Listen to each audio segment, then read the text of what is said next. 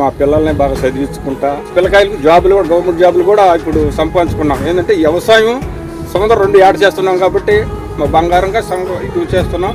మా పిల్లకాయలు కూడా బాగా అభివృద్ధిలో వచ్చారు. మాకు ఏ ఇది కూడా లేకుండా బాగా సాగుతుంది సార్. ఇప్పుడు ఇదేదో సోలార్ ఇదేని వచ్చి మా పొలాలు తీసుకుంటానని అదేంటంటే మీ పొలాలు మేమేం తాకము, అటు ఊళ్ళో పొలాలు మాగాని వరకు తీసుకుంటాం, మీ జోలికి రామని అంటున్నారు. వాస్తవంగా అది మా తల్లి గ్రామం కాబట్టి అసలు అది పోయిందంటే అసలు మమ్మల్ని లెక్క కూడా చేస్తారు. వాస్తవంగా అంటే పొలాలకి డబ్బు ఇస్తారంట కదా, ఆ డబ్బులు ఏమైపోతాం అసలు మేమేమైపోతాం అసలు మా దానికి ఏముంటుంది సార్. కనీసం 10 లక్షలు అది ₹1 కోటి ఇచ్చినా మేము కనీసం ఇంకో చోట పోసుకోవాలంటే అసలు మాకు పొలం రాదు సార్. కోటి ఇచ్చినా కూడా లేదు అసలు పొలం అసలు అమ్మామంటే ఇంకో చోట మాకు ఎకరా రాదు. మాకు ఉద్యోగాలు ఇస్తారంటే ఉద్యోగాలు ఇచ్చేది లేదు, సచ్చేది లేదు.